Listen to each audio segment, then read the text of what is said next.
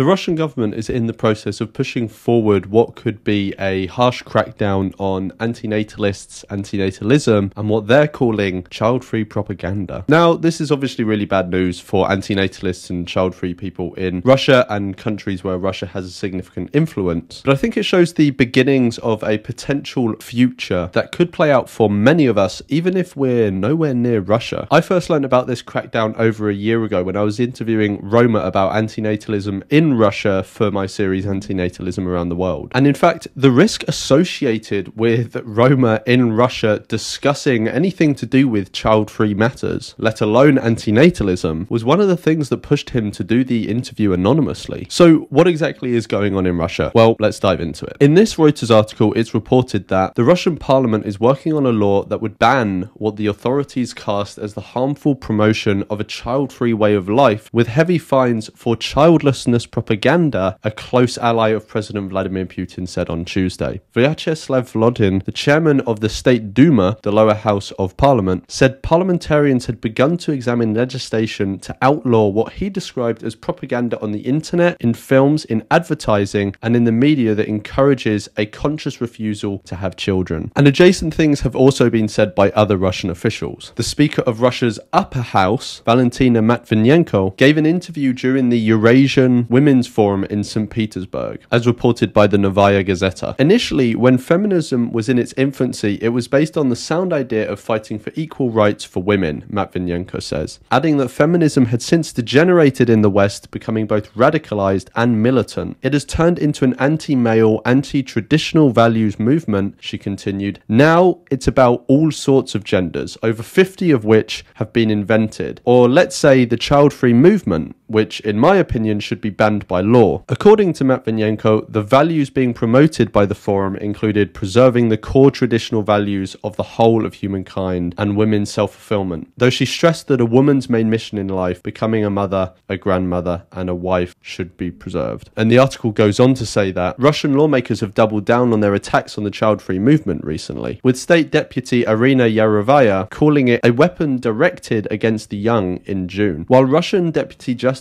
Minister Vyacheslav Volodin called the movement extremist and said the Russian authorities were actively developing legislation to ban it. And in a speech earlier this year, Vladimir Putin himself expressed that, and this is of course a translation, so I'm going to put the original up on screen, the destiny of women is to procreate and continue their family. The official announcement of the bill was put out, I believe, both on Telegram and via state news agencies like TACC. I'm going to play a section of a video by a Russian YouTuber NFKRZ who covered this story recently to go over the Telegram announcement. And make sure to check out the rest of his video because he does also cover other stuff about this which I won't cover in this video. So here we actually have a post of Vyacheslav Volodin, the Speaker of the Russian State Duma, on Telegram on the ban of ideology of not having kids and the child-free movements. We have started looking at a new law that is banning propaganda of willingly abstaining from having children. What we're talking about here is to prevent spreading information that popularizes not having children. On social media groups related to such movements, we can often see disrespect of motherhood and fatherhood, aggression towards pregnant women and children, as well as against members of large families, as well as disrespecting members of families with multiple children. The plan is to ban the propaganda of not having children in the internet, the mass media, movies, and advertisements, and also to consider such propaganda as an administrative offense. The fines for breaking this law will be up to 400,000 rubles for physical persons, up to 800,000 rubles for people in official positions, and up to 5 million rubles for essentially companies. These measures are similar to those that have been before conducted under your support, essentially when we banned propaganda of LGBT and transgender surgery. A big and a healthy family is the basis of a strong country. And this all seems to be part of a wider movement in Russian politics to essentially make it harder not to have kids. And again, you may just be thinking that this is a ban on abortion that's been brought in for other reasons, as it may have in other countries. But again, the YouTuber NFKRZ explains how strange this move is in the Russian context. Russia is actually currently slowly trying to sort of introduce or talk about or discuss restrictions or possible bans on abortions here and there. Which once again, to me seems absolutely insane, and it is crazy to see that Russia is actually going there now. Like, sure, you could say that banning LGBT or trans people, whatever, like Russia has a lot of homophobia. That is to be expected, right? However, when it comes to abortions and things like that, I mean, abortions were actually pretty commonplace and, you know, nothing like super crazy even in the Soviet Union and in Russia these days too. And obviously, yes, there are those people in Russia that are like, it's a sin. There are people like that for sure who would never end a pregnancy, you know, but in general, it's actually rather common, and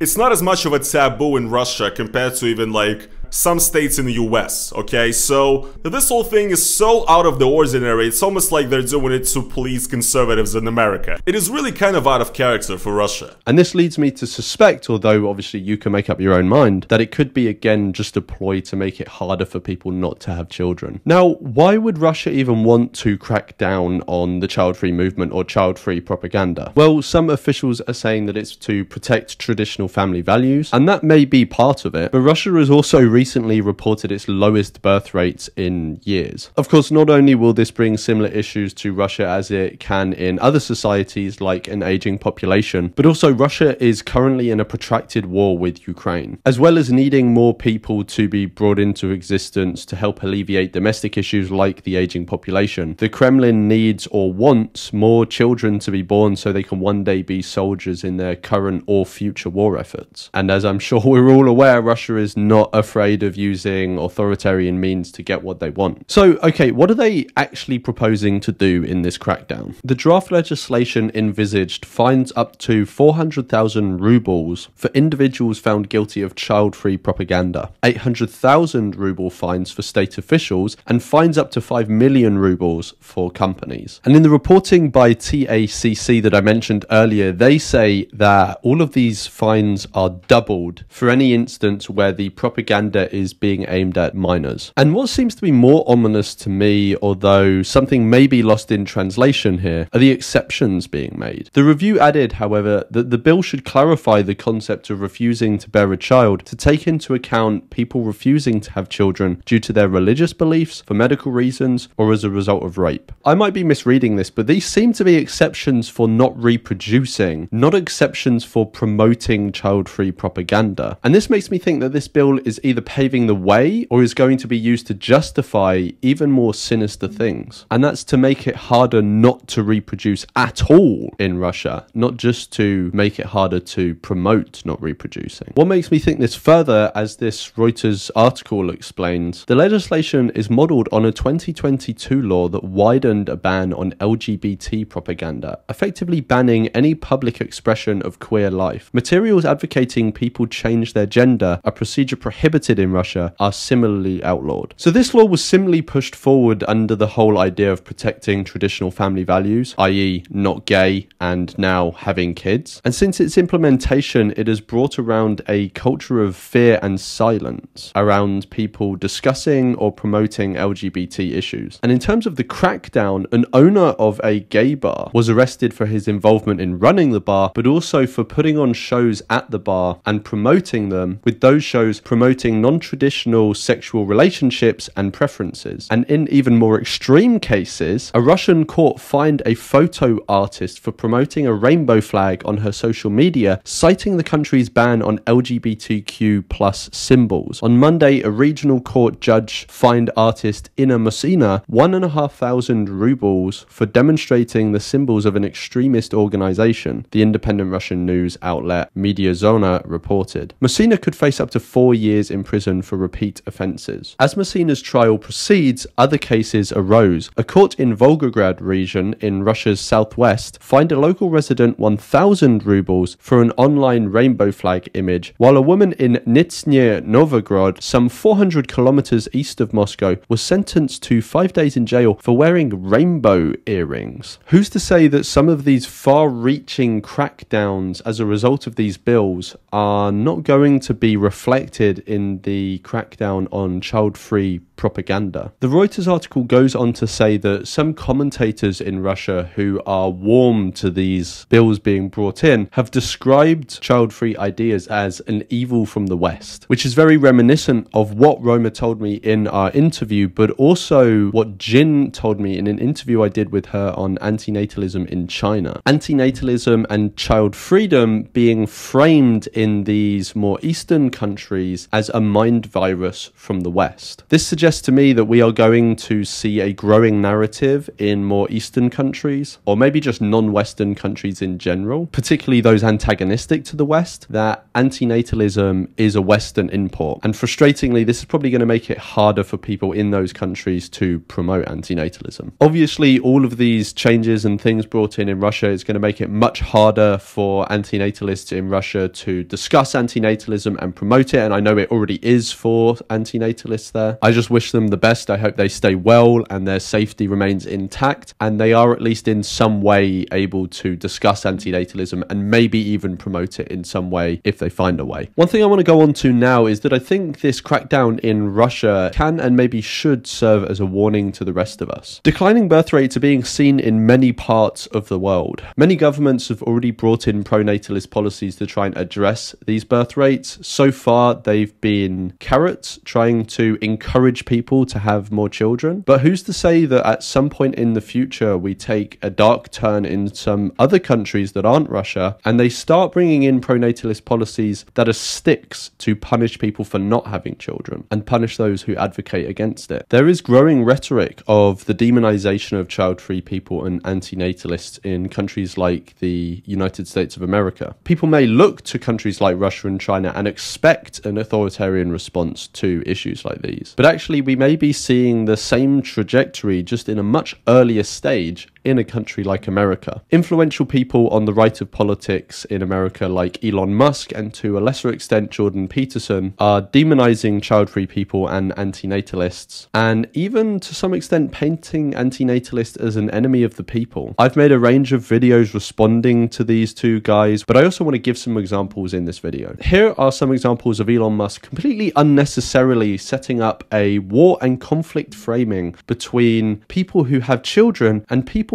who even gently suggest or discuss the idea that we should maybe ethically evaluate the decision to have a child in the age of climate change. And that's not even full-fledged antinatalism. He's using terms like Holocaust when no one, especially the people that he is specifically addressing, are advocating for killing anyone, just simply not creating new people. And to see how extreme his rhetoric is, let's take a look at this video of Kamala Harris that Elon Musk uses the term Holocaust in reference to. You know, I've heard young leaders talk with me about a term they've coined called climate anxiety.